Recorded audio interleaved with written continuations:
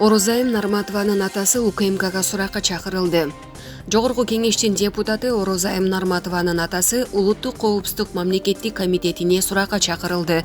Бул тууралуу депутат Азаттык радиосуна билдирген. Анын айтымында атасы да диплом маселеси боюнча суракка чакырылган. Көчкөнбай Нарматовдун суракка чакырылышы тууралуу атайын кызмат маалымат бере элек. Эскерте кетсек, 14 январда Орозайым Нарматова жасалма диплом алууга шектелип жатканы тууралуу УКМК маалымат тараткан. Азимбек Бекназаров башкы прокуратурада сурак берип жатат. Кыргыз Республикасынын Малайзиядагы элчиси Азимбек Бекназаров башкы прокуратурада сурак берип жатат. Бул тууралуу Азаттык күн алгысы билдирди. Маалым болгондой, Бекназаров бүгүн 17 январда башкы прокуратурада 2010 жылдагы июнь окуясы боюнча сурак берүүдө. Буга чейин аталган иш боюнча Өмүрбек Текебаев жана Кеңешбек Дүйшөбаев сурак берген. Токаев Нурсултан Назарбаевдин энесин кызматтан бошотту.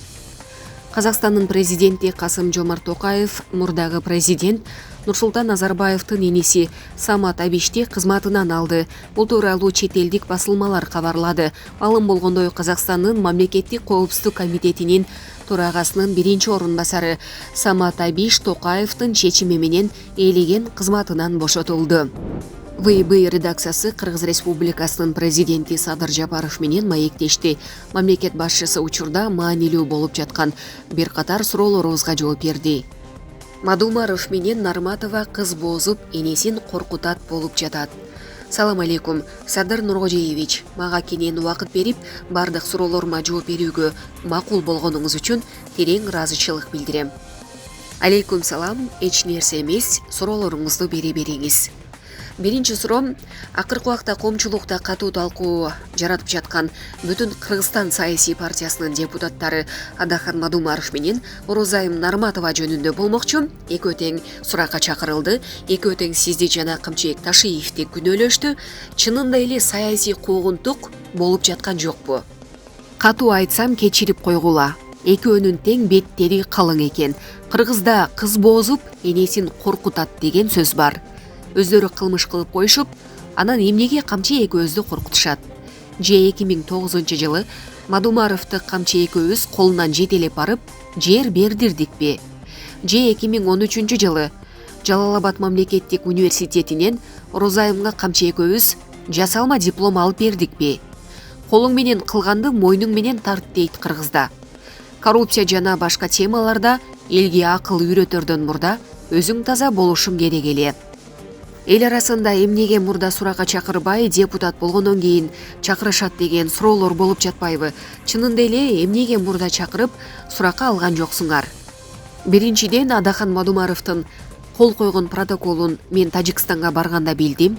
Алар протоколду бетиме такап, 4 көчө боюнча маселе 12 жыл мурда протокол менен бекиген. Ал жерди силер 49 жылга арендага алгансыңар. 37 жылдан кийин узартып беришибиз мүмкүн, же жабабыз, ал тилкеге кайрылып келбейбиз, башка жерлерди протоколдоштурганды уланталы дешти. Негизи ар бир талаш жер эки тараптын макулдугу менен протоколго кол коюлуп чечилет. Эгер бир тарабы туура эмес болуп калды десе, анда кайрадан олтуруп эки жакты тең макулдугу менен ал протокол жокко чыгарылып, башка протокол кабыл алынат. Азыр Мадумаровдун протоколу күчүндө турат. Мен дароо эле Адахан Мадумаровдун кол койгонго укугу жок болчу. Бул протокол жараксыз. Тааныбаймын. 4 көчөнү кайра карап чыгалы дедим.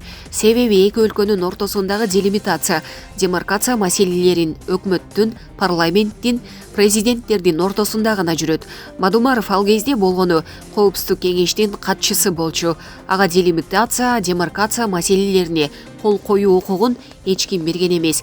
Эгерде биз азыр ал протоколго макул болуп койсок, анда Лейлик району толук анклав болуп калат. Мадумаров ошол мезгилде сокурлук кылганбы же анын башка материалдык кызыкчылыгы болгонбу, мен аны айта албаймын. Бүгүн болсо буга чейин көптөгөн комиссия карап чыгып, алардын баары бул протоколду кыргыз тараптын пайдасына чечилген деген тыянак чыгарган. Ошого карабастан мени чакырып, суракка алып жатышат деп айтып жатат. Бул сөзү менен көнгөн адатынча калп айтып, элдин башын айлантып, алдап жатат. Эч ким бул маселени буга чейин карап чыккан эмес. Жана бир дагы адис Мадумаровдун 4 көчөнү тажиктерге бергени туура деп баа берген эмес. Баа берилген болсо бир адис же жөнөкөй эле көк таштык адам мына мен баа бергем, биздин пайдабызга чечилген деп айтып чыксынчы. Эч ким айта албайт. Бул протокол менен Лейлик району толук анклав болуп калып жатса, кантип 4 көчө биздин пайдабызга чечилет? Маңкурт болуп калган эле бир кыргызстандык айтып чыкпаса, эс акылы ордунда болгон кыргыз жараны эч качан антпейт. 4 көчө менен анын айлана тегереги толук биздин жер болгон. Ал жерди берип коюу бул кылымдар бою кечирилгис чыккынчылык. Чыккынчылык кылдыңбы? Жооп бер. Качанга чейин артымда колдоочуларым бар, алар мени жооп берүүдөн коргоп калат деп каалаган ишин жасап жүрө берет. Мындай көрүнүш улана берсе, эзели оңолбойбуз. Эртең дагы бир популист саясатчы чыгат да, артымда элим бар деп, элдин ишенимин өзүнүн жеке кызыкчылыгына колдонуп, каалаганын кылып, мамлекеттин, элдин кызыкчылыгын сатып, жыргап жүрө берет. Мен бир дагы оппозицияны кама же бошот деп айта албайм. Азыр система иштеп жатат. Ар бир орган өз ишин кылып жатышат. Кылмыш ишин таптыбы тергөөгө алышат. Эгер тергөөгө албай койсо, жашырган үчүн өздөрү жооп беришет. Билип туруп эмне үчүн тергөөгө алган эмессиң деген сурак болот. Азыр система жана мыйзамдар ушундай. Мурдагыдай депутат экен, министр экен деп коркуп отурушпайт. Керек болсо тергөө же сот иштерине тиешеси болсо, президент дагы барып сурак бериш керек. Кол тийбестигим бар деген түшүнүктөн кетели. Антпесек жер сатуучулар, коррупциялык көрүнүштөр улана берет. Ошентип барып мамлекетибиз жок болуп кетиши толук мүмкүн. Ошондуктан артыбызда өсүп келе жаткан жаштарга сабак болсун. Кылмыш кылдыңбы, жооп бер. Эмнеге депутатка чейин суракка алган жок десеңиз, шайлоо өнөктүгү башталып кетти. Менин оюмча ошол үчүн башкы прокуратура суракка алганга үлгүрбөй калса керек. Эгер ал мезгилде сурап баштаса, анда дагы шайлоодон өткөрбөй коюштун амалын көрүп жатышат деп айтышмак. Ар бир кылмыш иштин жоопкерчүү мезгили келет. Ал эми ороз айым боюнча айтсам, мага келген маалыматтар боюнча шайлоо өнөктүгү башталганда эле диплому жасалма деген арыздар түшкөн экен. Жалал Абад мамлекеттик университетине суроо талап жиберип, жообу келгенче ушул убакка келди дешти. Негизи кылмыш кылдыңбы? Эл катары жооп бер да, ар кимден күнөө издебей. Октябрь окуясында бир да дүкөн тонотпой баарын сактап калдык. Силерди Ташиев экөөңүздөрдү дагы чогуу жооп берсин деп жатышпайбы? Мисалы биз кайсыл кылмышыбыз үчүн жооп беришибиз керек экен. Былтыркы октябрь окуялары боюнча жоопко тартылып жаткан Курсан Асанов, Жеңиш Молдокматов жана башкалардын тарапташтары ушундай талаптарды коюп жатышат. Камчыбек Ташиев менен Садыр Жапаров деле жоопко тартылышсын деп. Биз кылмыш кылып кайсыл мекемени басып алдык эле. Асановго окшоп ички иштер министрлигинде бир жума, башкаларына окшоп башка мекемелерди 10 күндөп басып олтурган эмеспиз.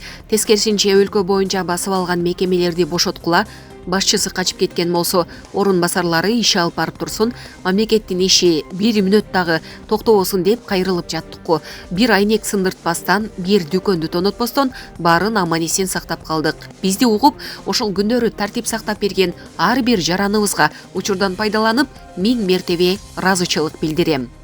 Биз баарын укуктук талаадан чыкпай жасадык. Биринчи кезекте мыйзамдардын негизинде парламент аркылуу премьер-министр болуп шайландым. Андан кийин президенттин милдетин аткаруучу болдум.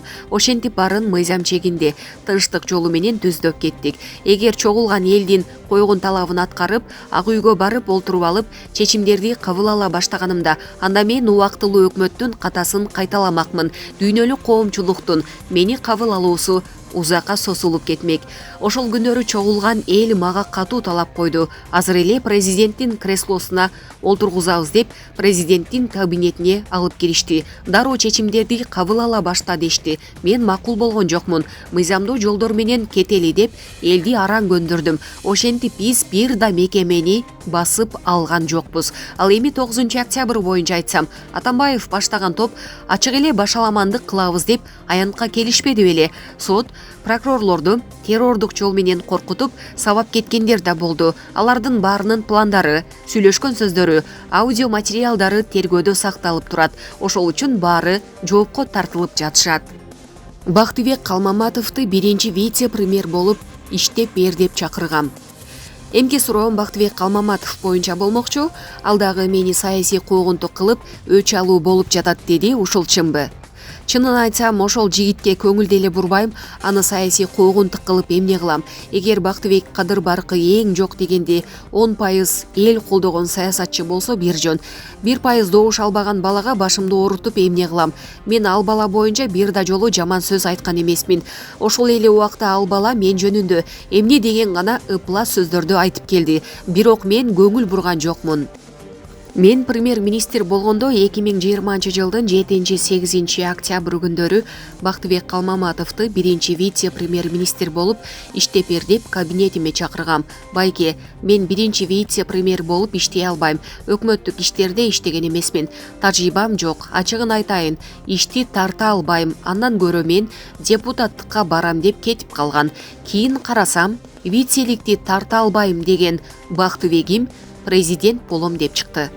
Бул баланын артында турган карт бөрү карышкырлар сен ушинтип кыйкырып чык деп кокутуп сүрөп коюп жатышат. Алардын баарын кимдер экенин билебиз. Алардын да жооп берчү убактысы келет. Жаш балардын курмандыгы болуп калды.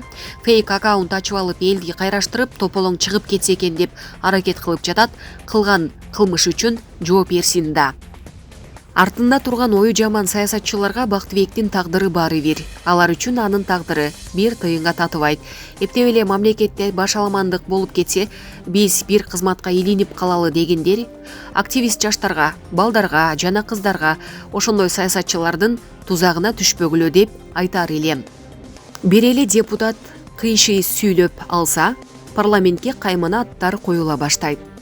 Парламенттин алгачкы жыйынында бир катар депутаттар сизди жогорку кеңештин иш башкармалыгын өзүнүн иш башкармалыгына кошуп алды. Аны кайра бөлүп алышыбыз керек, болбосо көз каранды болуп калабыз деп сындап чыгышты. Айрымдары президент жана өкмөт менен чабышып турбасак, жогорку кеңештин аброю түшүп кетет дегендер да болду. Чын эле чабышып турушса, жогорку кеңештин аброю көтөрүлөбү? Иш башкармалыкты бюджеттин чыгымын үнөмдөө үчүн бириктирдик. Илгери бир эле иш башкармалыгы болгон президентти, өкмөттү, жогорку кеңешти баарын жакшынакай эле тейлеп турган 2005-жылы акылдуу сунган спикер чыга калып, жогорку кеңештин иш башкармалыгы өзүнчө болуш керек деп бөлүп ала койгон. Бул деген ашыкча жумуш орун, ашыкча чыгым болгон. Ошондуктан азыр кайра баарын бириктирдик. Бул иш башкармалыгы менин менчигим эмес. Президентти кандай тейлесе, парламентти дагы дал ошондой тейлейт. Биз менчик ишибизди жасап жаткан жокпуз. Мамлекеттик иштерди аткарып жатабыз. Парламент да, мамлекеттин да элдин ишин жасап жатат. Ошол үчүн иш башкармалыгы максималдуу түрдө жогорку кеңешти дагы тейлеш керек. Ал эми жогорку кеңеш президент менен чабышып турса, аброю өсөт деген акылсыздардын сөзү. Эмне? Бири-бирибизге душман белек. Тескерисинче эриш аркак болуп иштешибиз керек. Мамлекет, эл бир эле. Президент жана өкмөт менен чабышыш керек деген парламенттин оорусу 2010-жылдан бери пайда болгон. Биз ал орууну жок кылдык. Азыр президенттик башкаруу, эми мындан ары ынтымактуу иштешебиз. Парламенттин аброю эмнеден түшөт билесизби? Парламент бул коллективдүү орган. 90 депутаттан турат, анын 89-у супер депутаттар болуп туруп, бир эле депутат кыйшык сүйлөп алса, мына ошондо аброю түшөт. Мына ошондо парламентке каймана аттар коюлат. Ошол үчүн ар бир депутат алмакан эжем айтпадыбы дей бербей, такдаана фактыларды келтирип сүйлөп турса, мына ошондо аброю көтөрүлөт. Ар бир депутат ойлонуп сүйлөш керек. Биз деле депутат болгонбуз, эч качан болжолдоп эле сүйлөй берчү эмеспиз, баарын далилдеп алып, анан сүйлөчүбүз. Мен бийликке келген биринчи күндөн баштап эле өлкөбүздөгү чоң долбоорлорду изилдеп баштадым. Асман шаарын салабыз деп жар салдыңыздар, акча каражатты кайдан табасыздар? Бул суроону бергеним, коомчулукта алыска айрым айылдарда таза суусу жоголтурушат, андан көрө ошолорго суу чыгарып бербейсиңерби деген маселелерди көтөрүп жатышат. Асман шаарына казынадан бир тыйын коротпойбуз, корото турган акчабыз да жок. Бул шаарга болжол менен 20 миллиард доллардан тегерегинде акча кетет экен. Ошондуктан биз өзүбүздүн ички жана тышкы инвесторлорго жерлерибизди бөлүп беребиз. Алар салат жана өздөрү сатат, пайдасын өздөрү көрөт.